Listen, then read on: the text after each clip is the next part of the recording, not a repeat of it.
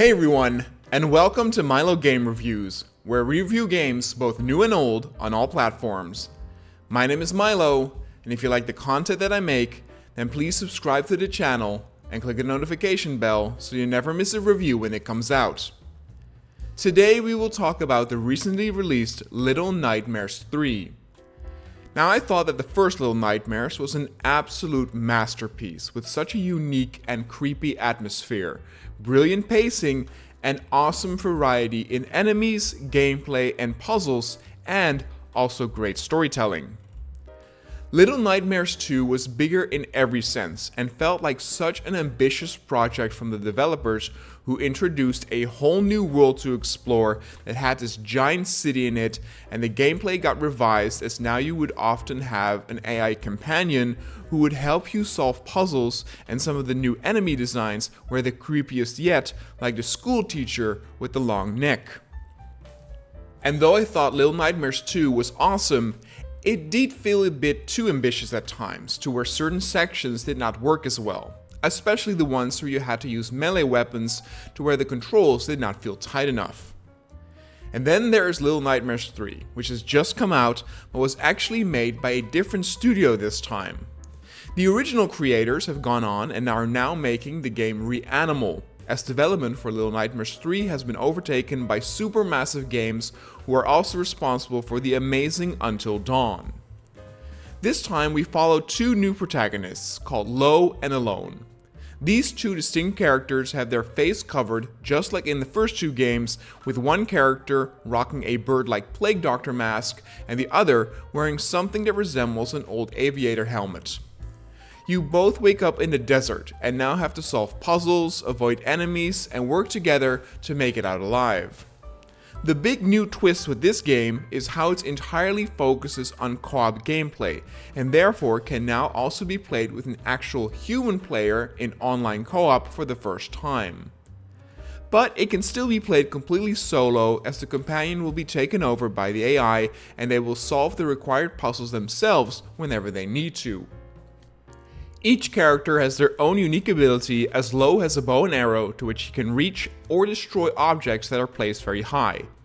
And Alone has a handy wrench, which she can use to destroy blockades or utilize different machines to raise a bridge, for example.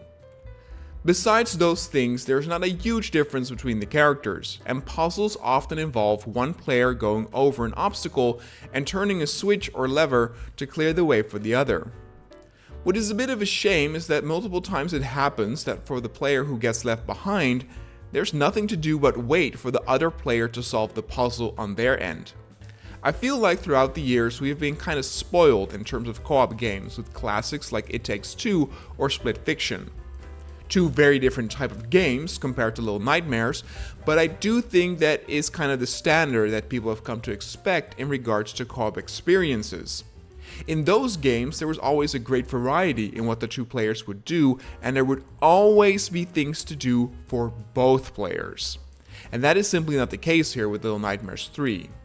In that sense, it feels like a co-op game made over 10 years ago, and though it can still be quite fun to play the game together, I would actually say it is more enjoyable by yourself. It even comes with a small perk of seeing small, cute animations of the other teammate that you would otherwise not get from playing with a friend.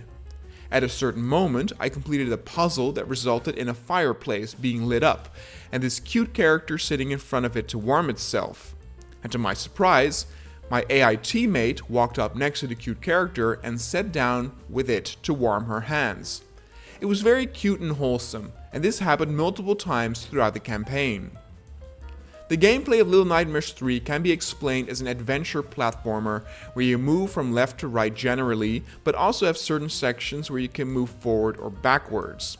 You have to jump, climb, and crawl your way to freedom, and sometimes need to solve a puzzle by collecting a key, distracting an enemy, or actually have a bit more of a complex puzzle like inputting a certain code of a machine or freeing your co-op partner from his cage. Much of this gameplay has already been done in Little Nightmares 2 though, as a big part of that game revolved around you working together with your AI partner. In Little Nightmares 2, it would often happen where the AI companion would give you a boost up to get over an obstacle, or she had to hold a certain lever to keep an object afloat for you to jump on, or she would help you push or pull a heavy object out of the way. There are a lot of moments like that in this game, and though they are fine in and of itself, it does not feel like the creators have raised the bar in terms of gameplay, puzzles, or co-op experience in that matter.